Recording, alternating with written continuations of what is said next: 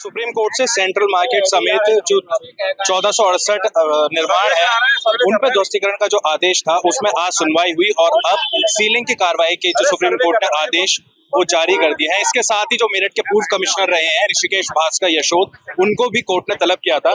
हमारे साथ में तमाम जो सेंट्रल मार्केट के व्यापारी हैं इस वक्त सभी चिंता में है क्योंकि जो आदेश है सीलिंग के वो यहाँ पे दे दिए गए हैं। उस सीलिंग के आदेश में अब सबसे बड़ी अपडेट ये है कि स्कूल और जो कमर्शियल के साथ साथ अब जो अस्पताल है उनको भी इसमें जोड़ दिया गया है। हमारे साथ में तमाम व्यापारी हैं। मैं सबसे पहले तो बातचीत कर लेता हूँ वकील साहब से, क्योंकि आज ये सुप्रीम कोर्ट की प्रोसीडिंग में वहीं पर थे और सुप्रीम कोर्ट ने आज क्या कहा, उस प्रोसीडिंग में क्या बात हुई, क्या आदेश आज जारी? सुप्रीम कोर्ट की प्रोसीडिंग में बहुत सारी बातें हुई। करीब 1 घंटे 10 मिनट सुप्रीम कोर्ट में अधिवक्ताओं ने सरकारी वकीलों ने सुना और मेनली जो कंक्लूजन निकल के आया जिसमें 860 भूखंडों में, जिसमें से करीब ये लगा लीजिए कि 44 भूखंड जो प्योर कमर्शियल और जितने स्कूल, कॉलेज, नर्सिंग होम्स और आपके हॉस्पिटल हैं उनको सील करने के लिए कहा है और अगली हियरिंग 9 तारीख को बताइए।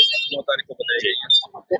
जिस राहत की अभी तक गुंजाइश थी, सुप्रीम कोर्ट में लगातार आप भी केस लड़ रहे थे, तमाम व्यापारी एक उम्मीद जताए हुए थे कि शायद मिल जाएगी, कहीं ना कहीं कुछ राहत मिली है और ज्यादा जो है परेशानी खड़ी है। अभी तो ऐसी कोई राहत नहीं मिली है। उन्होंने केवल आवासीय भूखंडों के लिए कंपाउंडिंग एक्सेप्ट करी है, बाकी कमर्शियल के लिए भी कोई राहत नहीं मिली है। ये तो दोहरी जो आवास विकास की जो नीति है, एक तो सरकार को गुमराह कर रही है, माननीय सुप्रीम कोर्ट को गुमराह किया और हमारे व्यापारियों को भी गुमराह कर रही है। क्योंकि अगर उन्होंने नहीं रिप्रेजेंट करना था तो क्यों तो बोर्ड बैठक में पास किया, क्यों इनको डिमांड लेटर दिया और एक भूखंड से 2-2 करोड़ रुपए लिए भूपयोग परिवर्तन के लिए, और ऊपर से आप सीलिंग की लिस्ट में भी उनका नाम दे रहे हैं। तो दोहरी नीति तो समझ में नहीं आ रही ना। दोहरी नीति, अगर आप उनसे पैसे ले लिए कंपाउंडिंग के, आप उनको कमर्शियल करने के लिए, आप भूपयोग परिवर्तन के लिए सेक्शन, आप ये बताओ 98 की जो नीति है उसमें सेक्शन 13 में अमेंडमेंट करके उनको लेटर दे दिया, उनसे पैसे ले लिए, नक्शे सबमिट करा लिए, फिर भी उनको सीलिंग में भी उनका नाम दिया जा रहा है। तो क्या ये दोहरी नीति से परे है? सुप्रीम कोर्ट को भी गुमराह कर रहे हैं। उसके लिए हम अब कल पिटीशन एक दायर करेंगे व्यापारियों की तरफ से। आदेश आए थे पहले 10-10 फीट अंदर करने के बाद में आपका जितना कंपाउंडिंग है उसके भूखंड बदलने का, क्या वो सही नहीं था, वो गलत था? ये अभी उसका इन्होंने जिक्र ही नहीं किया ना। माननीय सुप्रीम कोर्ट में यही तो कहना चाह रहा हूं मैं, आवास विकास ने गुमराह कर रही है, सरकार को गुमराह कर रही है, माननीय सुप्रीम कोर्ट को गुमराह कर दिया, व्यापारियों को गुमराह कर दिया। उन्होंने कहीं भी उसका सुप्रीम कोर्ट में जिक्र ही नहीं किया कि हमने कोई डिमांड लेटर दिया है और उसमें फीस और सेटबैक लेना है। तो सेटबैक 10 फुट जो उन्होंने कहा है कि सेटबैक कंपाउंडिंग जिसको कहते हैं कंपाउंडिंग, तो सेटबैक लेने के लिए और फीस जमा करने के लिए कोई जिक्र नहीं किया, जिसके खिलाफ हमने अभी पूरा पैसा अपना जमा कर रखा है। उसके खिलाफ कल रिपिटीशन दाखिल करेंगे। देखिए, तमाम जो व्यापारी हैं चेहरे पर शिकंज है क्योंकि जो सेंट्रल मार्केट है एक काफी पुराना ये यहाँ पे व्यापार चल रहा था और शहर का आबुलेन एक पॉश इलाका है। उसके बाद में सेंट्रल मार्केट एक दूसरा ऐसा मार्केट उभरता हुआ आ रहा था जो शहर की पहचान बन चुका था और अब वो धीरे धीरे यहाँ पे उजड़ना शुरू हो गया है। तो व्यापारियों के जो चेहरे पर शिकंज है वो साफ दिखाई दे रही है। ये बताइए कि लगातार लड़ाई आपने करी, धरने पर भी बैठे और तमाम आश्वासन भी मिले, लेकिन उस आश्वासनों के बाद भी सुप्रीम कोर्ट का ये सख्त आदेश, अब क्या रुख अपनाने जा रहा है व्यापार? देखिए, जब हमें लेटर दिया गया पैसे जमा कराने के लिए, लैंड यूज चेंज करने के लिए, तो उसके बाद क्यों हम लोगों पे जो है ये रोक लगाई जा रही है? भाई हमें पैसा लिया है तो किस लिए लिया है? 1-1 करोड़ रुपए ले लिया, किस लिए? रेगुलाइज करने के लिए।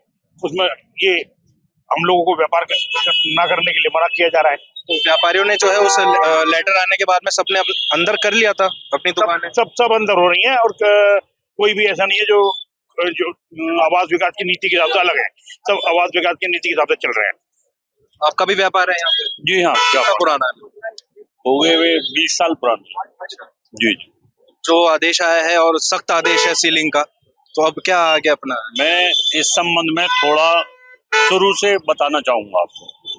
हमारी प्रदेश सरकार का आवास विकास परिषद वाला डिपार्टमेंट निरंतर माननीय सुप्रीम कोर्ट को और हमारे व्यापारियों को शुरू से आज तक गुमराह कर रहा है। उसकी नीति कुछ हो रहे हैं, वो बता कुछ हो रहा है और कर कुछ हो रहा है। सबसे पहले उसने कहा हम जो चाहते हो कॉमर्शियल कराना वो आवेदन करो। हमारे यहाँ से पहले लॉट में 103 आवेदन हुए। उन्होंने अपने नॉर्म्स के हिसाब से जो भी कंडीशन थी 80 को उसमें योग्य समझा जिनको कॉमर्शियल करना। उन 80 की प्रेस में विज्ञप्ति भी दी, 15 दिन में आपत्ति भी मांगी कि किसी को इनके काम पे कोई आपत्ति हो कॉमर्शियल करने पे तो बता दो। कोई आपत्ति आई या नहीं आई, लेकिन वो क्लियर हो गई, आपत्ति कोई ऐसी बची नहीं। और उस आधार पर उन्होंने हम सब व्यापारियों को एक लेटर जारी कर दिया जो इस बात का आदेश था कि आप अपने व्यापार को कॉमर्शियल कर सकते हैं, आपको इतने रुपए जमा करने हैं और इतना सेटबैक छोड़ना है। जब हमने उसके पालन में पैसे जमा कर दिए, सेटबैक छोड़ रहे हैं, लगातार तैयारी चल रही है, कुछ ने छोड़ दिए, कुछ की तैयारी चल रही है। फिर माननीय सुप्रीम कोर्ट में उन्होंने जाकर ये तक नहीं बताया कि हम इनको कॉमर्शियल करने की तैयारी कर चुके हैं या हम इनसे पैसे जमा करा चुके हैं। तो ये देखिए, पूरी जनता के साथ बहुत बड़ा धोखा है उनका। और अब तक वो गुमराह कर रहे हैं, हमें बता रहे हैं कि आपका कॉमर्शियल हो रहा है। माननीय सुप्रीम कोर्ट में वो बात ही नहीं रख रहे अपनी, किस आधार पर पैसे जमा करे। इनसे जवाब तलब होना चाहिए, इनके प्रति कार्रवाई होनी चाहिए, या तो ये नियम बताएं कि इस आधार पर हमने जमा किए और हम कर रहे हैं इन्हें कॉमर्शियल, नहीं तो कैसे जमा कर लिए उन्होंने पैसे, ये विषय है। जब आज जो सुप्रीम कोर्ट की सुनवाई हुई उसमें 44 संपत्तियां ऐसी हैं जो स्कूल हैं, अस्पताल हैं और जो कमर्शियल हैं, उनको सील करने के जो आदेश दिए उससे जो अभिभावक वर्ग है जिनके बच्चे उन स्कूलों में पढ़ते हैं वो भी परेशान है। और अभिभावक भी मेरे साथ में यहाँ पे। आपकी बच्ची पढ़ती है एमपीजीसी स्कूल में पढ़ती है, फर्स्ट क्लास के अंदर पढ़ती है। अभी मैंने हाल ही में उसका एडमिशन करवाया है। मैं खुद इस चीज को लेकर के कंफ्यूज हूँ कि अब सुप्रीम कोर्ट का जो ऑर्डर है वो सराखों पर है, लेकिन जब ये ऑर्डर आ गया है अब इसके लिए सरकार क्या करेगी बच्चों के भविष्य को देखते हुए, या कॉलेज क्या एक्शन लेगा इसके लिए, मैं उस चीज में बड़ी चिंता में हूँ। मैं आज सुबह जब स्कूल छोड़ कर आया, फिर शाम को स्कूल से लेकर के आया, तब तक मेरे को कोई ऐसी नॉलेज नहीं थी। लेकिन अभी हमारे तफसील भाई है, इन्होंने मुझे एक न्यूज डाली, तो उसमें न्यूज में आया कि सेंट्रल मार्केट में कुछ दुकानें हैं, भाई व्यापारियों का भी नुकसान हो रहा है। लेकिन वो ठीक है, बच्चों का जो भविष्य है वो भी तो एक अंधकार की ओर जा रहा है। क्यों जा रहा है? अप्रैल का महीना शुरू हो गया, नया सेशन शुरू हो चुका है, बच्चे का एडमिशन कराया होगा, एडमिशन कराया, अभी एडमिशन करवाया, 14-15 हज़ार मैंने फीस में दिए हैं फर्स्ट क्वार्टर के, और उसका ड्रेस स्कूल पूरा प्रोसेस कंप्लीट किया है, स्कूल की फीस भी जमा करी है। उसके बावजूद अब ये मेरे को सुनने को आ रहा है कि अब स्कूल बंद होगा, या अब उनकी दूसरी यूनिट है वहां पर वो बच्चों को अगर जो डालेंगे तो वहां पर बड़े अफसोस की बात है। आपके भी बच्चे पढ़ते हैं? जी जी बिल्कुल, मेरी बेटी है और हम बहुत ज्यादा चिंताजनक है इस चीज को लेके कि ये ऐसे माननीय सुप्रीम कोर्ट ने जो आदेश दिए हैं इसके बारे में थोड़ा सोच विचार करना चाहिए। हालांकि मार्केट है ये अलग चीज है, बट जैसा आपने अभी कहा कि मेरठ में जो है अबुलैन के बाद सेकंड नंबर पे जो आती है वो सेंटर मार्केट आती है। देखा जाए तो अगर ये शहर का दिल है, सेंटर हार्ट है, और मेरठ को मतलब एडवांस बनाने के लिए और मेरठ को डिजिटल बनाने के लिए एक बहुत बड़ा इस मार्केट का योगदान भी रहा है। और ये देखा जाए तो बहुत बड़ी मार्केट अपने आप में, यहाँ से बहुत अच्छा व्यापार होता है और यहाँ के व्यापारियों ने अपनी हैसियत से ज्यादा लोगों को यहाँ जो आवास विकास को पैसा देकर और जो है करने की कोशिश करी है कि किसी तरह ये कन्वर्ट हो जाए जो है रेजिडेंस में, बट ये नहीं हो पा रहा है। जो आवास विकास है वो इस चीज पे ध्यान नहीं दे रहा है और माननीय सुप्रीम कोर्ट के आदेश भी अब हो गए हैं इस चीज को लेके। तो ये बड़ी एक चिंताजनक बात है कि इतनी बड़ी मार्केट को एकदम इस तरीके से खत्म कर देना, ये शहर के ऊपर बहुत बड़ा एक जो है इसका बुरा असर पड़ेगा।